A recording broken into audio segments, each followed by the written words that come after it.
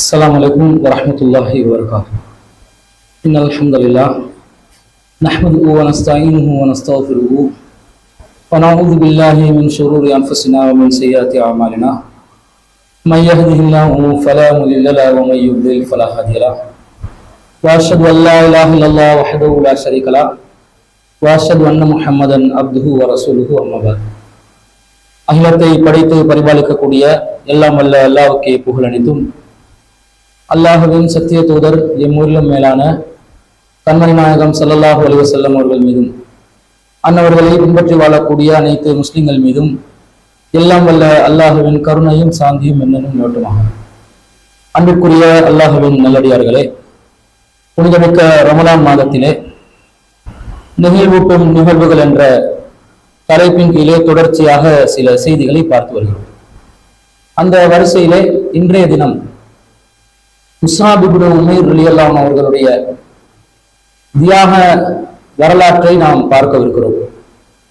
முஸ்அப் இப்னு உமைர் ரலியல்லாஹு அன்ஹு அவர்கள் மக்காவிலே குறைஷி குலத்திலே பிறந்த ஒரு வசதியான குடும்பத்திலே பிறந்த ஒரு நபித்தோழராக இருந்தவர்.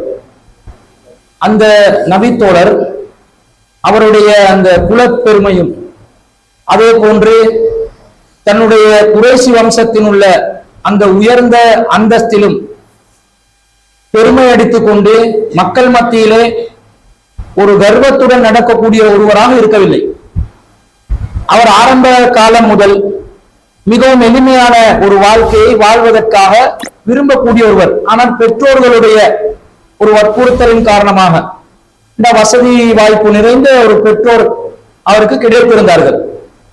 அந்த வகையில் அவர் ஒரு வசதியான வாழ்க்கையில தான் அவரும் என்ன செய்கிறார், வாழ வேண்டிய ஒரு நிலைக்கு தள்ளப்பட்டிருந்தார்.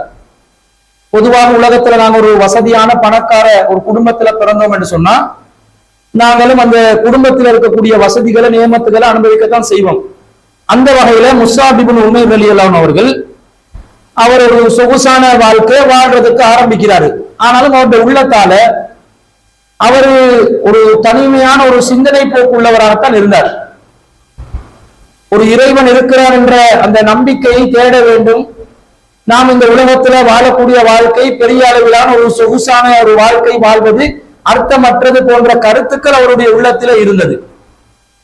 அவர் ஏக இறைவனுடைய அந்த திருப்தியை நாடுவதற்குரிய அந்த அடித்தளமே அவருக்கு எப்படி அமையுது என்று சொன்னா, அவர் இந்த உலக வாழ்க்கையை ஒரு சாதாரண அளவில் எடுத்துக்கொள்ள வேண்டும் என்ற ஒரு எண்ணத்துல இருந்ததுதான். இந்த உலகத்துல சொகுசாக அவர் வாழ்ந்திருந்தார்.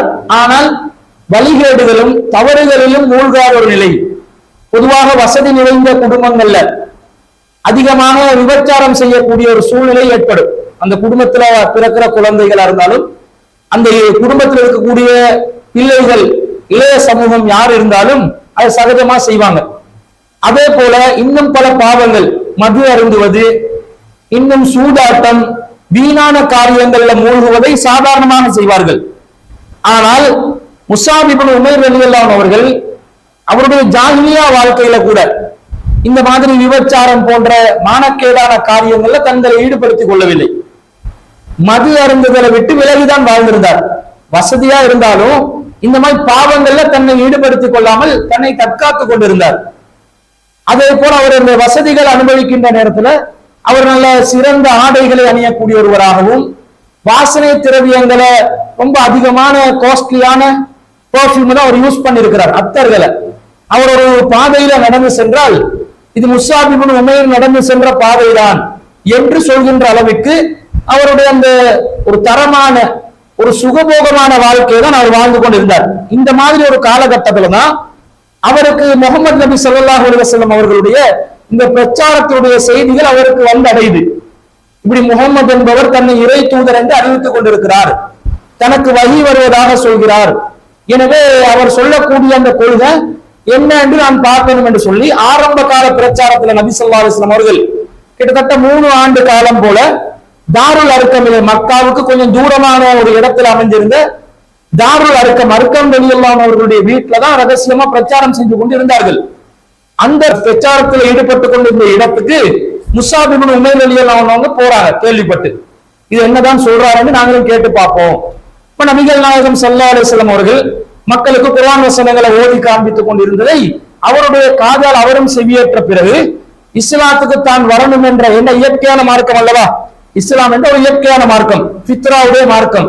இஸ்லாம் சொல்லக்கூடிய வழிகாட்டல் ஒவ்வொருத்தரும் மனசாட்சிப்படி யோசித்து பார்த்தால் அந்த வழிகாட்டல் கிடைக்கும். அப்ப அந்த மாதிரி ஒரு இயற்கையான மார்க்கம் என்பதனால முஸ்அப் இப்னு உமைர் ரலியல்லாஹு அன்ஹு இஸ்லாத்தையும் ஏற்றுக்கொள்கிறார்கள். ஆனா அவர் இஸ்லாத்தை ஏற்றுக்கொண்டதை அவருடைய வீட்டாக்கள் வந்து சாதாரணமாக எடுத்துக்கொள்ள மாட்டாங்க. ஏனென்றால் அவங்க குலத்தாலும் உயர்வானவர்கள் என்று கருதினார்கள், வசதியாலும் அந்தஸ்தாலும் உயர்வானவர்களாக இருந்தார்கள். குறிப்பாக அவருடைய தாயார் குனாஸ் பின்த் மாலிக் என்று சொல்லக்கூடியவர் ரொம்ப ஒரு வாய் நீளமான ஒருத்தர். அவங்க அந்த குடும்ப வசதி மாத்திரம் கிடையாது, கொஞ்சம் வந்து அடக்கி ஆளக்கூடிய ஒருத்தர் தான். அந்த குடும்பத்துடைய கண்ட்ரோல அவனோட கையில தான் வச்சிருந்தாங்க. அந்த மாதிரி இருக்கக்கூடிய ஒரு தாயிடம் முஸ்அப் இப்னு உமைர் ரலியல்லாஹு அன்ஹு சாதாரணமாக இந்த இஸ்லாத்தை கொண்டு போய் பேசுவதற்கோ பிரச்சாரம் செய்வதற்கோ வெளிப்படுத்துவதற்கோ முடியல. அப்ப தாயாரிடம் வந்து இவர் இஸ்லாத்தை ஏற்றுக்கொண்ட செய்தி பிறர் மூலமாக தெரிய வருகிறது. இதை கேட்ட உடனே தாய் என்ன செய்யறாங்க, முஸ்அப் ரலியல்லாஹு அன்ஹு அவங்களை துன்புறுத்த ஆரம்பிக்கிறாங்க. இவரை வந்து நாங்க இப்படி ஃப்ரீயா விட்டோம் என்று சொன்னா இவர் பழைய நம்ம மார்க்கத்தை வந்து விட்டுட்டு போயிடுவாரு, புது மார்க்கத்துல மூழ்கிடுவாரு, அதனால இவரை நாங்க கட்டுப்படுத்தணும் என்று சொல்லி அந்த சொந்த தாயை இவரை வந்து சிறைப்படுத்துறாங்க, வீட்டுக்குள்ள அடைச்சி வைக்கிறாங்க, வெளியே போக கூடாது என்று கட்டுப்பாடுகளை விதிக்கிறாங்க.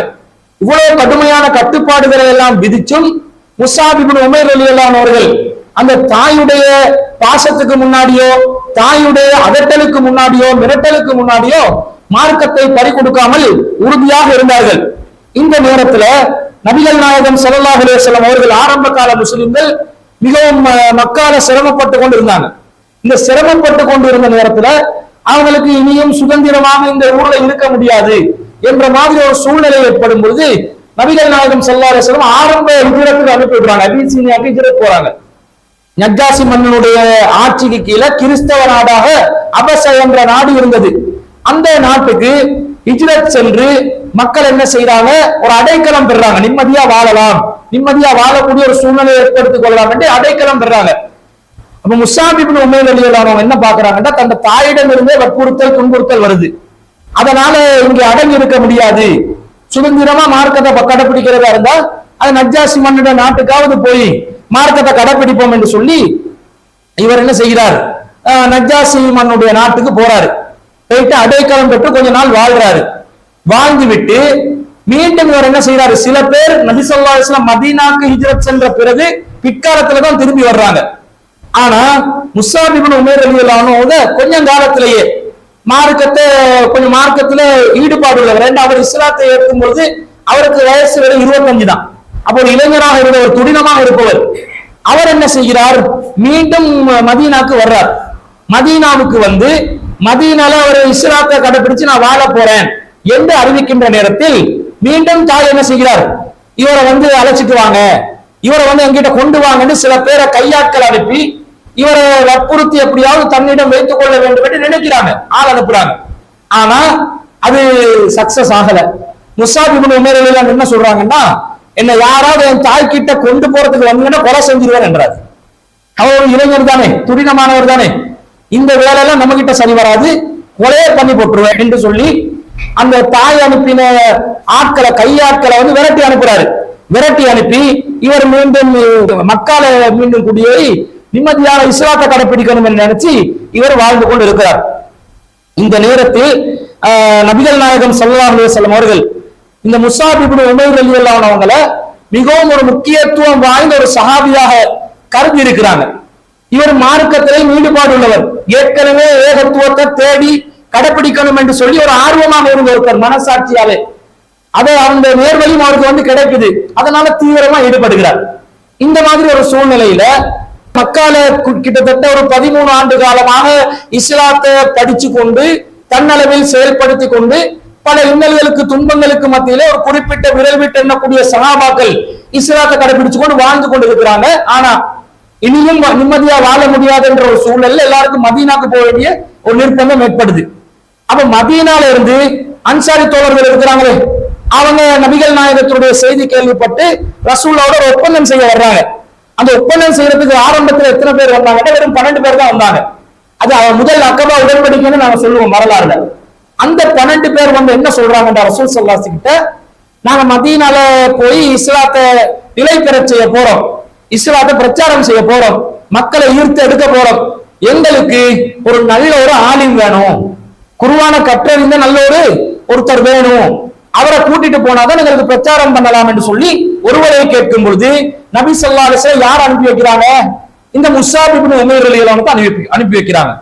அப்ப மார்க்கத்துக்காக ஒரு இளைஞனாக இருந்து ஈடுபாடு காட்டியது மாத்திரம் இல்லாமல் குறிப்பிட்ட ஒரு 10 வருட காலத்துக்குள்ள நிறைய குர்ஆன் வசனங்களை மனனமிட்டு நபிமொழிகளை அவர் அறிந்து நபி வழிகாட்டுதல்களை அறிந்து மார்க்கத்தில் தன்னை ஒரு அறிஞராக ஆக்கிக் கொண்டவர். அதாவது ஒரு பிரம்மாண்டமான ஒரு இஸ்லாமிய ஆட்சி உருவாகக்கூடிய ஒரு தளத்துக்கு மார்க்கத்தை கற்றுக் கொடுக்கக்கூடிய ஒரு தலைவராக ரசூல் ஸல்லல்லாஹு அலைஹி வஸல்லம் யார் அனுப்புறாங்க? எந்த இமாம் அனுப்புறாங்கன்னு பாருங்க. மௌலவி யார்? அங்க அனுப்பின மௌலவி முஸாப் இப்னு உமைர் அவர்கள். அப்ப மிகப்பெரிய ஒரு ஆலிமாக இமாமாக இருந்ததனால தான் ரசூல் ஸல்லல்லாஹு அலைஹி வஸல்லம் அவங்களை அனுப்பி வைக்கிறாங்க. பிறகு இரண்டாவது அகபா உடன்படிக்கைக்கு வராங்க மதீனத்து மக்கள். இந்த முஸாப் இப்னு உமைர் ரலியல்லாஹு அன்ஹு தலைமையில தான் அங்க ஆட்கள் எல்லாத்தையும் அனுப்பி வச்சிருந்தாங்க. அனுப்பி வச்சிருந்தாலும் அவர் அங்க போய் பிரச்சாரம் பண்ணி மக்களுக்கு மார்க்கத்தை எடுத்து சொல்லி இரண்டாவது அகபா உடன்படிக்கைக்கு எத்தனை பேரை கூட்டி வர்றாரு தெரியுமா? 70 பேரை கூட்டிட்டு வர்றாரு. 12 பேரை லீட் பண்ணிட்டு 13வது ஆளா இவர் போய் இரண்டாவது அகபா உடன்படிக்கை குறுகிய காலத்தில் நடக்குது. அதுக்குள்ள மதீனத்து வாசிகள் 70 பேரை இஸ்லாத்தை நோக்கி அழைச்சிருக்கிறார். 70 பேரை கூட்டத்துடைய எண்ணிக்கையை கூட்டி 12 70 ஆக்கி கொண்டு என்ன செய்கிறார்? அது இரண்டாவது அகபா உடன்படிக்கைக்கு மக்களை தயாரிக்கிறார். இன்னும் சொல்ல போனால் இஸ்லாத்தினுடைய மொத்த புரட்சியும் நடக்குது மதீனால தான். மதீனால தான் மொத்த புரட்சியே நடக்குது. மதீனால தளம் உருவான பிறகு சரியான ஒரு அஸ்திவாரம் அமைகிறது, இஸ்லாமிய ஆட்சி அதிகாரம் நிறுவப்படுகிறது. அதனூடாகத்தான் வேகமாக இஸ்லாம் நாலா திசையிலும் உலகம் முழுவதும் பரவ ஆரம்பிக்குது. அதுக்கு வந்து அடித்தளத்தை போட்டவர் யாரப்பா?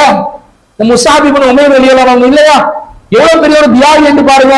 ஒரு வசதியான குடும்பத்துல வாழ்ந்து ஏனோ தானோ என்று வாழக்கூடிய ஒரு காலகட்டத்துல இவர் ஒரு வெறியோட வாழ்றார். வசதிகள் அனுபவிக்கத்தான் செய்தாரு, இல்லாம இல்ல. ஆனா வரம்பு மீறி அனுபவிக்க விரும்பவில்லை. அப்படிப்பட்ட நிலையில் இருந்தவர் இளமை பருவத்திலே எப்படியெல்லாம் ஒரு கூத்தாடி இருக்கலாம் அவர் நினைத்திருந்தால், எப்படியெல்லாம் வாழ்ந்து இருக்கலாம். ஜாஹிலியா காலம், யாரும் கேள்வி கேட்க முடியாது, நினைத்ததை செய்து முடிக்க முடியும். வம்சம் வேற உயர்ந்த வம்சம். இப்படி இருக்கக்கூடிய நேரத்துல இவர் என்ன செய்கிறார்? இஸ்லாமிய நெறிமுறைகளை கடைபிடிக்கிறார். இளைஞராக இருந்து கடைபிடிக்கிறார். கடைபிடித்து குர்ஆன் வசனங்களை எல்லாத்தையும் அறிந்து கொண்டு மார்க்கத்தை கற்றுக்கொள்வதில் தன்னை ஈடுபடுத்திக் கொண்டு அது மாத்திரம் இல்லாமல் பிறருக்கு அதை கற்றுக் கொடுக்கக்கூடிய ஒரு ஆசானாக மாறி இஸ்லாமிய வரலாற்றின் புரட்சியை ஏற்படுத்திய அந்த மதீனாவின் ஆட்சி அமைவதற்குரிய மொத்த களத்தை உருவாக்கக்கூடிய ஒரு தலைவராக இந்த முஸாப் இப்னு உமைர் அவர்கள் மாறுகிறார்கள். சஹாபாக்கள் அறிவிக்கிறார்கள், அவ்வளவு மன் கதிமா அலைனா முஸாப் இப்னு உமைர். நமக்கு மதீனாக்கு ஆரம்பத்தில் யார் வந்தார் தெரியுமா? முஸாப் இப்னு உமைர் தான் வந்தார். வா இப்னு உம்மி மக்தூம். இரண்டாவதாக வந்தவர் யாருன்னா உம்மி மக்தூம் அவர்கள், இப்னு உம்மி மக்தூம் அவர்கள். மூன்றாவதாக கதிமா அலைனா அம்மார் இப்னு யாசிர். மூணாவதாக எங்களுக்கு அம்மார் பின் யாசிர் வந்தார். வ பிலால் ரலியல்லாஹு அன்ஹும். அடுத்ததா பிலால் ரலியல்லாஹு அவர்கள் வந்தார்கள். பிலால் ரலியல்லாஹு அன்ஹு இடத்துக்கு முன்பதாக இப்னு உம்மி மக்தூம் அவர்களுடைய இடத்துக்கு முன்பதாக அம்மார் பின் யாசிர் ரலியல்லாஹு அன்ஹு அவர்களுடைய இடத்துக்கு முன்பதாக முன் வரிசையில் நின்றவர் யாரு? முஸாப் இப்னு உமைர் அவர்கள். நிறைய தியாகம் செய்கிறார். ஆரம்ப காலத்திலே இந்த இஸ்லாத்துக்காக அவர் பட்ட தியாகத்தை நபிகள் நாயகம் ஸல்லல்லாஹு அலைஹி வஸல்லம் அவர்கள் ஒரு அவையிலே வசதியா வாழ்ந்தவர். ரசூலுல்லாஹ்க்கு முன்னாடி இவர் வருகிறார். முஸாப் இப்னு உமைர் ட்ரெஸ்ஸை பார்த்தா ரொம்ப ரொம்ப எளிமையான ட்ரெஸ்ஸா மாறி இருக்குது. அவரை பார்த்தா, தோற்றத்தை பார்த்தா அவர் ரொம்ப மெலிஞ்சி ஒரு விதமான ஒரு தோற்றத்துக்கு மாறி இருக்கிறார். அவருடைய தோற்றம் அலங்கோலமாக மாறி இருக்கிறது. வசதியாக பஷாக இருந்தவர் இஸ்லாத்துக்கு தழுவினதன் காரணமாக வறுமைக்குட்பட்டு பெற்றோர்களிடமிருந்து துரத்தி அடிக்கப்பட்டு இனியும் இஸ்லாத்துல இருப்பதனால எந்த வசதியையும் அனுபவிக்க முடியாத ஒரு சூழ்நிலைக்கு தள்ளப்பட்டு ரொம்ப ஒரு வறுமை நிறைந்த ஒரு நிலைக்கு மாறி கஷ்டப்பட்டு சாப்பிடுறதுக்கு வழியும் இல்லாத ஒரு நிலைக்கு தள்ளப்படுகின்ற நேரத்தில் அவரை பார்த்த நபிகள் நாயகம் ஸல்லல்லாஹு அலைஹி வஸல்லம் சொல்றாங்க சஹாபாக்களுக்கு, உன்குரு இலா ஹாதர் ரஜுல், இந்த மனிதரை பாருங்களப்பா, இந்த பாருங்க, இந்த முஸாபை அனைவரும் பாருங்கள். இவர் எப்படிப்பட்டவர்? அல்லதி கது நவ்வரல்லாஹு கல்பஹு. இவர் யாரு தெரியுமா? இவருடைய உள்ளத்தை அல்லாஹ் ஒளியால் நிரப்பி இருக்கின்றான். முஸாப் என்பவருக்கு அல்லாஹ்வுடைய உள்ளத்தை அல்லாஹ் வந்து ஒளியால நிரப்பி இருக்கிறான். அவரை பாருங்க, லக்கத் ராயத்துஹு பைன அபவைனி. அவருடைய பெற்றோர்களுக்கு முன்னாடி அவர் எப்படி இருந்தார் என்று நானே பார்த்திருக்கிறேன். எப்படி இருந்தாங்க? யஹ்துவானஹு பி அத்யபி தஆமி வஸ்ஸராப். அவருக்கு ரொம்ப சிறப்பான உணவை வழங்கி இருந்தார்கள், சிறப்பான குடிபானங்களை கொடுத்திருந்தார்கள். அப்படிப்பட்ட ஒரு நிலையில பராமரிக்கப்பட்டவர் இப்ப எந்த நிலையில இருக்கிறாரு? ரொம்ப வறண்டு போய் கஷ்டப்பட்டு ரொம்ப துன்புறுத்தப்பட்ட நிலையில ரொம்ப எளிமையிலும் எளிமையான ஒரு நிலையில் வாழ்ந்து கொண்டிருக்கிறார் என்று சொல்லி ரசூல் ஸல்லல்லாஹு அலைஹி சொல்றாங்க. ஃபதஆஹு ஹுப்புல்லாஹி வ ரசூலிஹி. அல்லாஹ்வின் மீது கொண்ட நேசமும் இறை தூதரின் மீது கொண்ட நேசமும் அவரை இந்த மாதிரி நிலைமைக்கு கொண்டு வந்து சேர்த்திருக்குது என்று சொல்லி இலாமா தரவுன. இப்ப நீங்க எப்படி பாக்குறீங்களோ அந்த மாதிரி ஒரு கஷ்டமான நிலைக்கு அவரை கொண்டு வந்திருக்குது. இப்ப முஸாப் இப்னு உமைர் எதை பார்த்தாங்க? வசதியா பொஷா வாழ்றத பார்த்தாங்களா? கௌரவத்தோடு வாழ்றத பார்த்தாங்களா? குடும்ப அந்தஸ்தோடு மரியாதையோடு வாழ்றத பார்த்தாங்களா? அல்லது ஹுப்புல்லாஹி வ ரசூலிஹி, அல்லாஹ்வின் மீது கொண்ட நேசம் ரசூலின் மீது கொண்ட நேசம் என்ற அந்த ஹுப்பை தேடினாங்களா? இந்த ஹுப்பை தானே தேடணும். அப்ப எப்படிப்பட்ட ஒரு புரட்சி அவருடைய வாழ்க்கையில நடக்குதுன்றதை கொஞ்சம் சிந்திச்சு பாருங்க. இப்படி முஸாப் இப்னு உமைர் ரலியல்லாஹு அவர்களுடைய தியாகத்தை நபிகள் நாயகம் ஸல்லல்லாஹு அலைஹி வஸல்லம் அவர்களே மக்களுக்கு எடுத்து சொல்ற அளவுக்கு இருக்குது. மதீனாக்கு வந்தா உடனடியாக பத்ர் போர் உருவாகுது. 2 வருஷத்துக்குள்ள பத்ர் போருக்குரிய களம் அமைது. அதுல முஸ்லிம்கள் வெற்றி பெற்றதெல்லாம் நாங்க பார்த்தோம், எப்படி எல்லாம் வெற்றி பெற்றாங்க. பத்ர் போர்ல இவருக்கு உடன் பிறந்த ஒரு சகோதரர் எதிரணியில வந்து கலந்து கொண்டு மாட்டிக்கொள்வாரு. அவருடைய பேரு அபு அசீஸ். அபு அசீஸ் இப்னு உமைர். இவர் முஸாப் இப்னு உமைர். அப்ப அபு அசீஸ் யாரு? குறைஷி காஃபிர் தலைவர்களுடைய குடும்பத்துல ஒரு புதல்வர். அதனாலதான் பத்ர் போர்ல அவர் முன்னணியில வந்து நின்று இருக்கிறார். அவர் கைது செய்யப்பட்டு விட்டார். கைது செய்யப்பட்டு அவரை கொண்டு வந்து நிறுத்தி அவங்களுக்கு என்ன செய்யறாங்க? அந்த நஷ்ட ஈடு தொகை எடுக்கிற விஷயம் எல்லாம் நடந்துச்சு. அந்த பேச்சுவார்த்தைகள் எல்லாம் நடக்குது. அந்த நேரத்துல முஸாப் இப்னு உமைர் கேள்விப்பட்டு என்ற சகோதரன் அபு அசீஸ் கைது செய்யப்பட்டிருக்கிறார், அவரை பார்க்க போகணும் அப்படின்னு போறாரு. என்ன நினைப்போனாங்க? என்னதான் இருந்தாலும் ரத்த பாசம் தானே, ரத்த பந்தம் தானே, சுகம் செய்து விசாரிச்சுட்டு வருவார் போல, அது வசதிகளை செய்ய சொல்லி ஒரு கோரிக்கை வைப்பார் போல நாம நினைப்போம். ஆனா அவர் என்ன செய்கிறார் தெரியுமா? அவர் செல்கிறார். முஹ்ரஸ் என்று சொல்லக்கூடிய ஒரு நபித்தோழர் அபு அசீஸை வந்து சிறை பிடித்து வைத்திருக்கிறார். அந்த முஹ்ரஸ் என்பவருக்கு சொல்கிறார், உஸ்ஜுத் யதைக பிஹி, அவருடைய கைகளை நல்ல போட்டு கட்டுங்க. உஸ்ஜுத் யதைக பிஹி, எதை அவருடைய கைகளை நல்லா போட்டு இருக்குங்க. ஃபைன்னலஹு உம்மன், அவருக்கு ஒரு தாய் இருக்கிறார். இவருடைய தாயை பத்தி தான் சொல்றாரு. தி மக்கா, மக்காவிலே அவருக்கு ஒரு தாய் இருக்கிறார். கசீரத்தல் மால், நல்ல செல்வம் இருக்குது, பரம்பரை சொத்து, நல்ல வசதி வாய்ப்பு நிறைய கிடைக்குது. அவர் அதனால நல்லா பிடிச்சு வச்சீங்கன்னா நிறைய நஷ்டஈடு தொகை அனுப்பி வைப்பாங்க அப்படின்றாரு.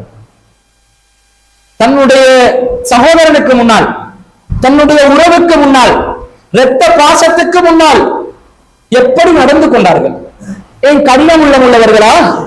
முஸாப் இப்னு உமைர் அவர்களுக்கு தனது தாயார் கொடுமை செய்கின்ற நேரத்தில் அபு அசீஸ் எங்கே சென்றார்?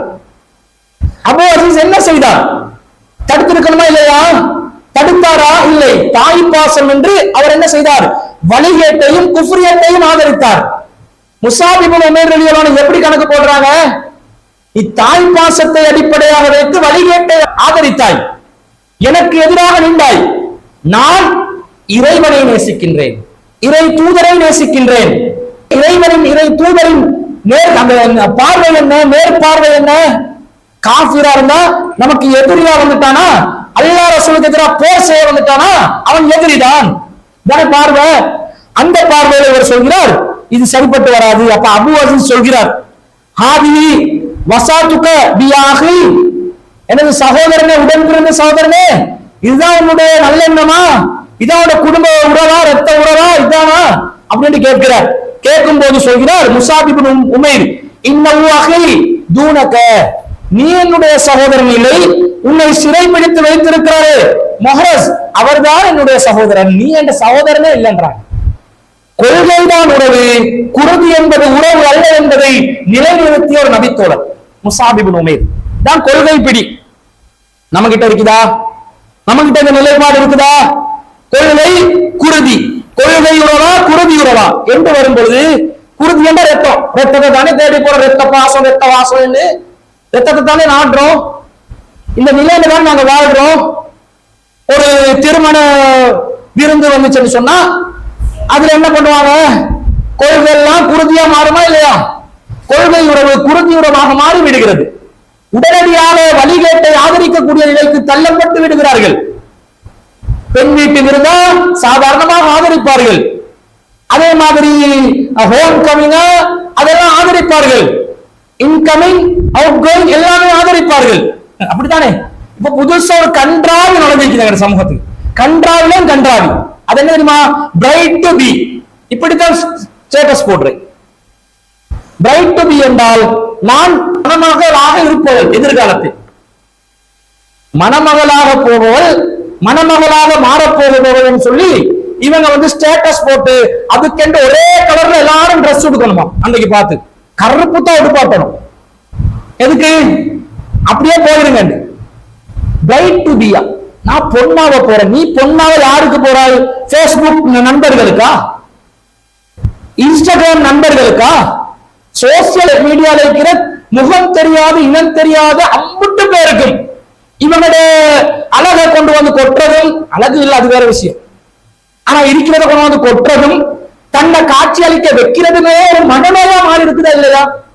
கேட்டா பிரைட் டு பி. தௌஹீத் குடும்பங்கள்ல வேற நடக்குது இந்த கன்றாவி. கேட்டா தௌஹீத்வாதியா? என்ன தௌஹீத்வாதிகள்? எங்க கொள்கை போச்சு? 10ஓட 11 எல்லாம் பறந்து கொண்டு போகுது. இப்ப பைக் டு பி என்றது கன்ஃபார்மான விஷயமா? நாளைக்கு ஹார்ட் அட்டாக் வந்து மௌத்தா போறான்னு இன்னைக்கு சின்ன சின்ன தூரத்தெல்லாம் ஹார்ட் அட்டாக் வருதா இல்லையா? மௌத்தா போனா நீ பைக் டு பியா? நீ வந்து கன்ஃபார்ம் எதை செலிப்ரேட் பண்ணணும் தெரியுமா? ஜனாசா டு பி. ஜனாசாவை தானே போற எல்லாரும். அடுத்த நிமிஷம் கன்ஃபார்ம் தானே, அது யக்கீன் என்று வேற எல்லாரும் சொல்லிட்டான். ஜனாசான்ற உறுதியானது. ஜனாசா டு பி என்று போடு. அப்படி போட்டா எல்லாரும் ஜனாசாவை போறோம். இது வந்து மௌத்தனை ஞாபகப்படுத்துறது தானே. நானும் ஜனாசாவை இப்படி போடு, இப்படி போடு, இப்படி போடு, இப்படி போடு, எல்லாரும் விளக்கட்டும். சிம்பலிக்கா போட்டு போடுங்க. வார எல்லா சிம்பலிக்களையும் நீயும் ஜனாசாவாக போகிறாய், நானும் ஜனாசாவாக போகிறோம் என்ற எண்ணம் வந்து ஆகிரத்துடைய எண்ணமாக வந்துடும் இல்லையா? இப்படி கூத்து போடுறத நாங்க பாக்குறோம். பெண் வீட்டு விருந்து, அது ஒரு வீட்டுக்கு தூரத்துல இருந்து வாராங்க, வந்து தங்குறாங்க. அவங்களுக்கு வந்து ஏதாவது ஒரு வசதி வாய்ப்புக்கு நாங்க ஒரு சாப்பாடு கொடுக்க வச்சு அது வேற விஷயம். இவங்களா விருந்து விருந்து விருந்து அப்படியே தனியா செலிப்ரேஷன் ஆக்கி வைக்கிறாங்க. யாரு இதெல்லாம் ஒரு செய்ய சொன்னா? அது மாத்திரம் இல்ல, வலிமாவை கொடுத்துட்டு வெட்டிங் என்று ஒன்று வேறையா பண்ணி வலிமாவை வேற கொடுத்துட்டு வலிமாக்கு பொருள் ஒவ்வொரு மாமாட வீட்டுக்கு போறதுக்கு ஒரு விருந்து, மாமிட வீட்டுக்கு போறதுக்கு ஒரு விருந்து, சாட்சிட வீட்டுக்கு ஒரு விருந்து, பெரியம்மாட வீட்டுக்கு விருந்து. புது மனை ஜோடி வருது, பரவாயில்ல. அவங்களுக்கு சாப்பாடு கொடுத்து அனுப்பினா பரவாயில்ல. அதுல பின்னுக்கால இதுதான் சான்ஸ் ஒட்டி கொண்டு ஓட்டு போய் பாருங்க. புரியாம திண்டிக்கிறதுக்கு கூட்டுமே அழியப்பட்டு போறது. நானும் என்னையும் கூட்டி போய் உண்மைக்காரு, ஏய் எங்க போற இன்னைக்கு சாப்பாடு. அவங்க விக்டோரியா பார்க்க கொஞ்சம் போயிட்டு வரப்போ நானும் பாரு புது ஜோடு விக்டோரியா பார்க்க போறதுக்கு உனக்கு என்ன வேலை? இது உமா ஓர மாமி இவனும் சேர்ந்து போறது. தாயார் ஏன் பார்க்கணும் அவன் என்ன பண்றான், அவனை கண்காணிச்சு கண்ணுக்குள்ள இவ்வளவு காலம் வச்சுக்கொண்ட மாதிரி திருமணமான பிறகும் கண்ணுக்குள்ள வச்சுக்கொள்ள பாக்குறாங்க. ஒவ்வொரு விருந்தா வருது. இதை யாரு தடுத்து நிறுத்துறாங்க? யாரு கொள்கைதான் எங்களுக்கு முக்கியம் என்று சொல்லி நிக்கிறாங்க? யாரு மார்க்கம் தான் வேண்டும் என்று நிக்கிறாங்க? இந்த இடத்துல வளைஞ்சு தொலைஞ்சு போறாங்க.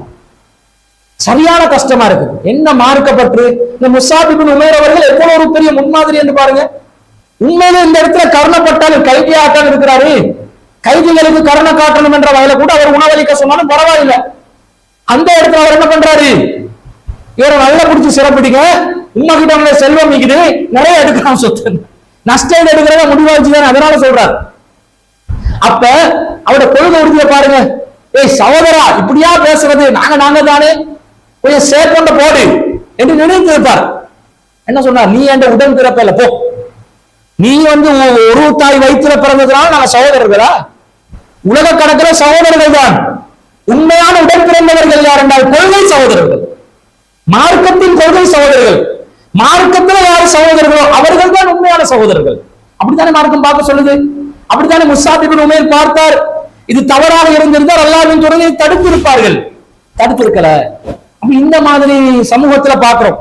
அல்லாஹ் தஆலா திருக்குர்ஆன்ல சொல்கிறான். எப்படி அல்லாஹ் சொல்கிறான்? லா தஜிது கௌமன் யுமினூன பில்லாஹி வல் யௌமில் ஆகிர். அல்லாஹ்வை மறுமை நாளை விரும்பக்கூடிய ஒரு சமூகம் எப்படிப்பட்டவர்களாக இருப்பார்கள்? யுவாதுன மன் ஹாதல்லாஹ வ ரசூலா. அல்லாஹ்வையும் ரசூலையும் யார் வெறுப்பார்களோ அவர்களை நேசிக்கக்கூடியவர்களாக நபியே நீங்கள் பார்க்க மாட்டீர்கள். லா தஜிது கௌமன் யுமினூன பில்லாஹி வல் யௌமில் ஆகிர். அல்லாஹ்வை மறுமை நாளில் நேசிக்கக்கூடிய ஒரு சமூகமா இருந்தா அவங்க எப்படி தெரியுமா இருக்கணும்? யுவாதுன மன் ஹாதல்லாஹ வ ரசூலா. அல்லாஹ்வும் ரசூலையும் யார் வெறுக்கிறாங்களோ அவர்களை நேசிக்கக்கூடியவர்களாக லா தஜிது நீங்க பார்க்க மாட்டீங்க நபி என்று அல்லாஹ் சொல்றான். அல்லாஹ் ரசூலுடைய எதிரியா எவன் இருக்கிறானோ அவனை நேசிக்கக்கூடியவராக நாங்க இருக்கக்கூடாது. அல்லாஹ்வை மறுமை நாளையும் நம்பக்கூடியவர்கள் அல்லாஹ் ரசூலுடைய எதிரிகளை நேசிக்க மாட்டார்கள். அப்படிதானே? அப்படி இதுதான் கொள்கை உறுதி என்று இஸ்லாம் சொல்லுது. இந்த கொள்கை உறுதியை தான் முஸ்அப் இப்னு உமைர் அவர்கள் கடைபிடித்தார்கள்.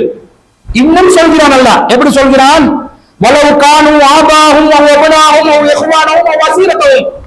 அவர்கள் தங்களுடைய பெற்றோர்களாக இருந்தாலும் சரி, சகோதரர்களாக இருந்தாலும் சரி, பிள்ளைகளாக இருந்தாலும் சரி, உறவுகளாக இருந்தாலும் சரி, உறவுக்காரர்களாக இருந்தாலும் சரி, மொத்த உறவையும் அல்லாஹ் பட்டியல் போடுறான். இவங்களா இருந்தாலும் இவங்க அல்லாஹ் ரசூலுடைய எதிரிகளா? நமக்கு என்ன ஃப்ரெண்ட்ஷிப்? ஆனா உலக விஷயங்கள்ல எப்படி பார்ப்பாங்க? கல்யாணத்துக்கு கூப்பிடல, சாப்பாட்டுக்கு கூப்பிடல, பைக் டு பீக்கு கூப்பிடல, அதனால நான் போவோம். இப்படி எல்லாம் டயலாக் விடுவாங்க தெரியுமா? என் வீட்டு வாசப்படியை அவன் மிதிக்க கூடாது. நான் எப்பயாவது அவட வீட்டு வாசப்படியை மிதிச்சண்டு வெள்ளி நான் அப்பவே செத்து போயிடுவேன். நல்ல டயலாக்கள் எங்கால சமைக்குது போல தெரியாது. மானம், ரோசம், சூடு, சொரண, வெக்கம் இது இருந்தா கூப்பிடவே நீ வராது என் வீட்டுக்கு. தலை மூழ்கிட்ட வந்து சில பேர் தண்ணியே ஊத்தி கொள்றாங்க. இந்து சமுதாயத்தை போல அவங்க தலை மூழ்கிட்ட வந்து தண்ணி குளிப்பாங்க. இப்படி எல்லாம் பண்றாங்களே எதுக்கு? சாப்பாடுக்கு கூப்பிடலையா? அவங்களோட ஃபேமிலியில கெட் டுகெதருக்கு கூப்பிடலையா? இதெல்லாம் ஒரு சப்ப மேட்டரா இல்லையா? இதெல்லாம் ஒரு விஷயமா? இதுக்கெல்லாம் நம்மளை கூப்பிடலன்னு நம்ம கவலைப்படலாமா? இதுக்கு பரம்பரை 7 பரம்பரைக்கு பேச மாட்டாங்க.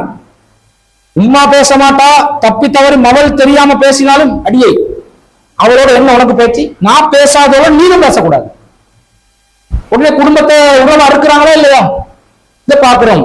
ஆனா மார்க்கம் என்று வரும்பொழுது, மார்க்க கொள்கை விஷயம் என்று வரும்பொழுது சூடு சொரணையே இல்லாம வாழ்ந்து கொண்டிருக்கிறான். சூடும் இல்ல சொரண் அப்ப மட்டும் குடும்ப சென்டிமெண்ட் வரும். என்னென்றாலும் ரத்த உறவு இல்லையா?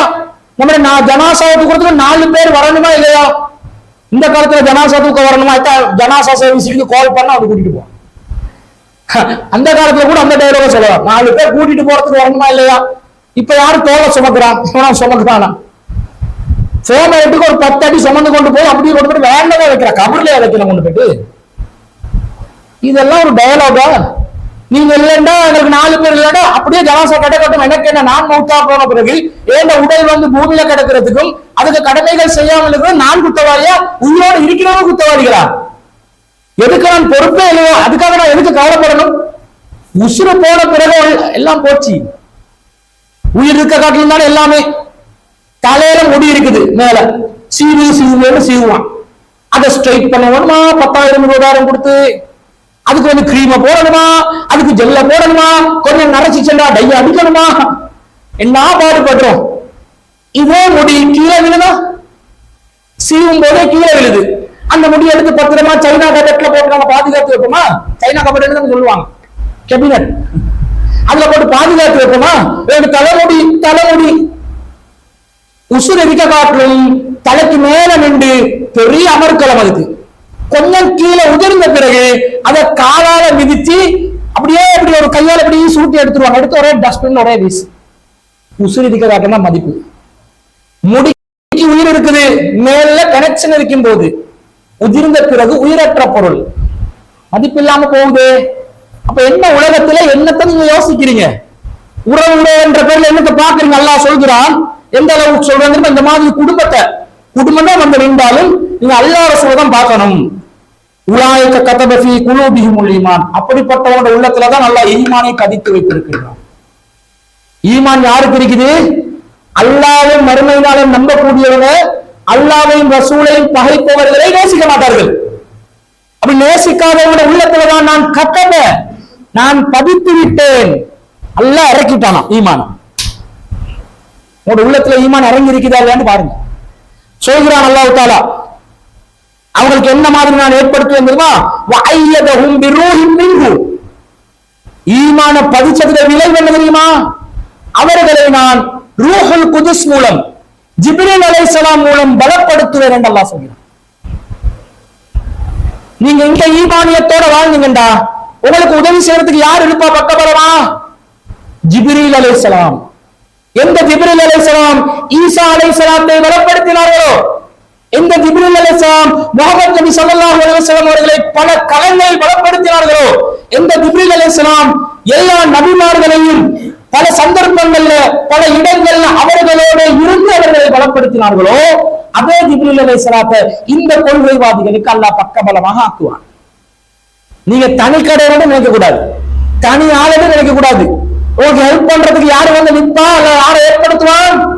ஜிப்ரீல் இருப்பார், கண்ணுக்கு மட்டும் தான் விளங்க மாட்டாரு. அல்லாஹ் சொல்கிறான். அதுக்கு பிறகு அல்லாஹ் சொல்கிறான், வயுத்ஹிலுஹும் ஜன்னாத்தின் தஜ்ரி மின் தஹ்திஹல் அன்ஹார், கீழே ஆறுகள் ஓடுகின்ற சொர்க்க சோலைகளில் அவர்களை நுழைக்க வைப்போம். காலிதீன ஃபீஹா, அவர்கள் என்றென்றும் நிரந்தரமாக அதில் இருப்பார்கள். ரலியல்லாஹு அன்ஹும் வரலு அன்ஹு, அல்லாஹ் அவர்களை பொருந்தி கொண்டான், அவர்களும் அல்லாஹ். ரலியல்லாஹ் என்றது சஹாபாக்களுக்கு சொல்ற அந்த அந்தஸ்து கொள்கைவாதிகளுக்கு கிடைத்துவிடும். எந்த அந்தஸ்து? அல்லாஹ் அவர்களை பொருந்தி கொள்ளட்டும் என்ற அந்த பிரார்த்தனை, அந்த அல்லாஹ்வின் விருத்தி, ஏகத்துவத்தில் உறுதியாக இருப்பவர்களுக்கு கிடைத்துவிடும் என்று அல்லாஹ் சொல்கிறான். மேலும் அல்லாஹ் சொல்கிறான், இந்த வசனம் இப்படி வசனம் தெரியுமா? உலாயிக ஹிஸ்புல்லாஹ், அவர்கள் தான் அல்லாஹ்வின் படை என்று அல்லாஹ் சொல்கிறான். அல்லாஹ்ட படை, அவங்க அல்லாஹ்ட படை.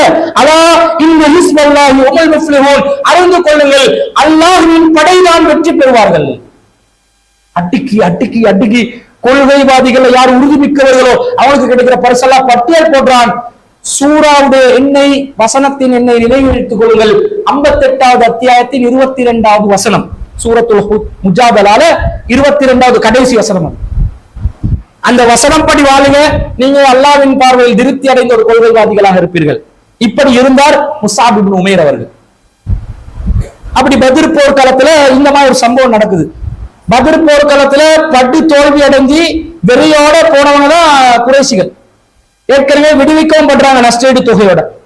மீண்டும் எதிர்த்து வருகிறார்கள், கொலை வெறியில வராங்க. முஸ்லிம்களை ஒழிச்சு கட்டணம் வேண்டும்.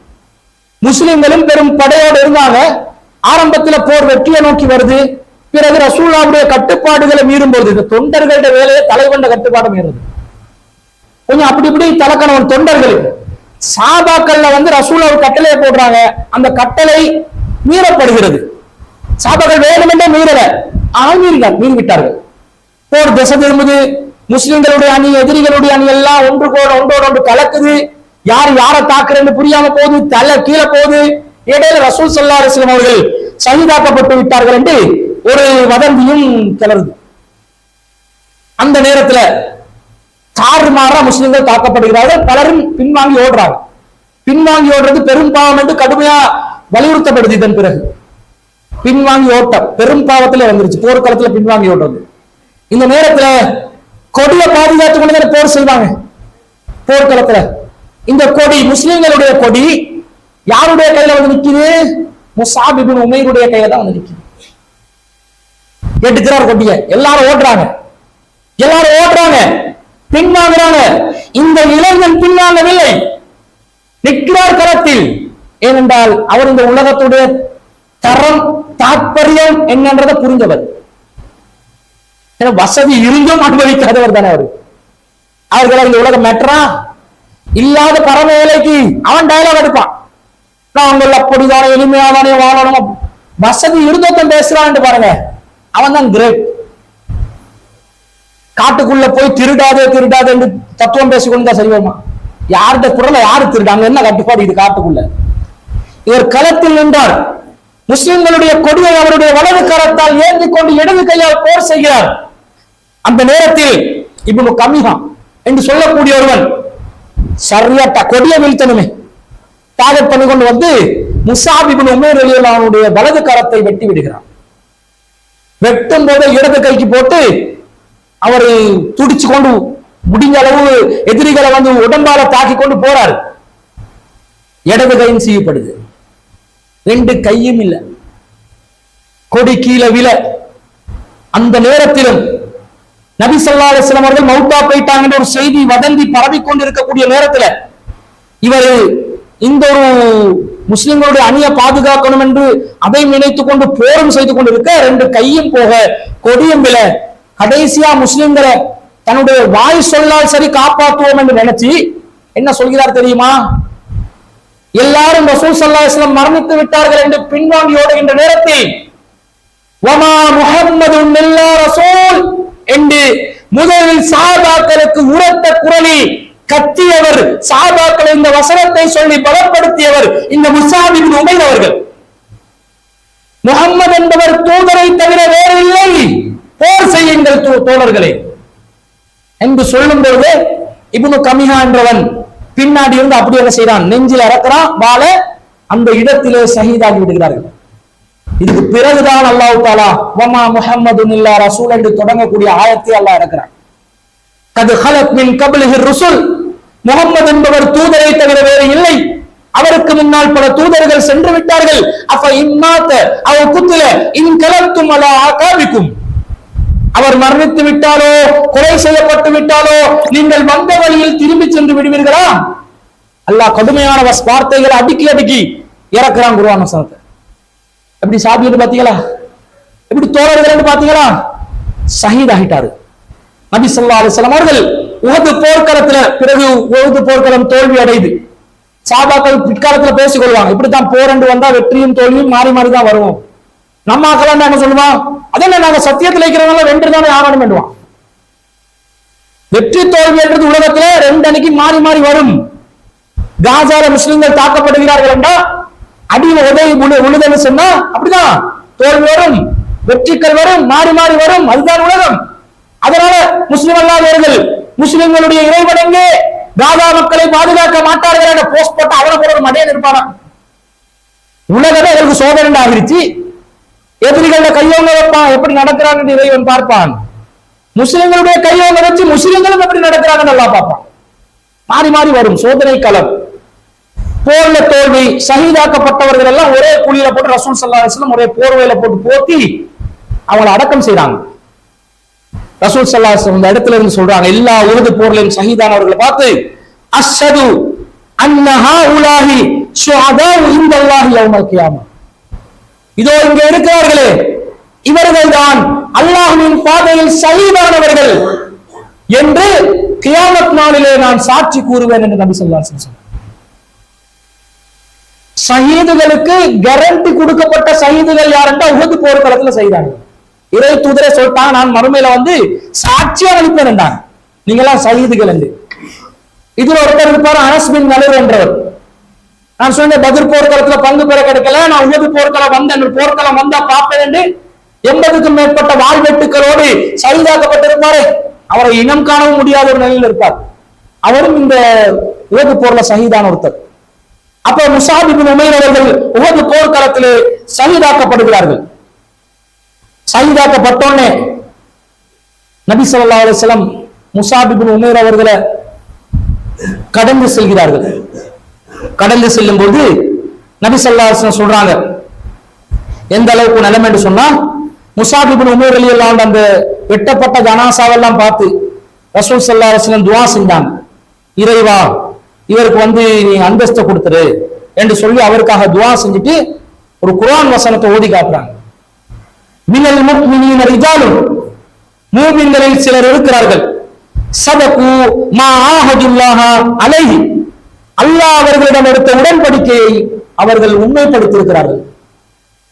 மூமின்கள சில சாரார் இருக்கிறாங்க, அல்லாஹ் அவர்களிடம் உடன்படிக்கை எடுத்திருக்கிறான், அதை உண்மைப்படுத்தியவர்களாக இருக்கிறார்கள். ஃபமின்ஹும் மன் கலா நஹ்பஹு, சிலர் தன்னுடைய இலக்கை நிறைவேற்றி விட்டார்கள், அடைந்து விட்டார்கள், அதாவது ஷஹீதாகி விட்டார்கள். வமின்ஹும் மை யன்தலிர், சிலர் இருக்கிறார்கள் அதை எதிர்பார்த்து கொண்டு இருக்கிறார்கள் என்று சொல்லி வமா பத்தலு தபதீலா, அவர்களுக்கு சிறிதளவும் எந்த மாற்றத்தை அல்லாஹ் தஆலா தன்னுடைய வாக்கில் எந்த மாற்றத்தையும் ஏற்படுத்த மாட்டான் என்று அல்லாஹ் சொல்லி ஒரு குர்ஆன் வசனத்தை நபி ஸல்லல்லாஹு அலைஹி வஸல்லம் ஓதி காட்டுறாங்க. அல்லாஹ்வுடைய அடியார்களின் மூமின்களில் அல்லாஹ்வுடைய உடன்படிக்கையை நிறைவேற்றிய ஒருவராக கருதப்பட்ட ஒருவர் முஸ்அப் இப்னு உமைர் ரலியல்லாஹு அன்ஹு அவர்கள்.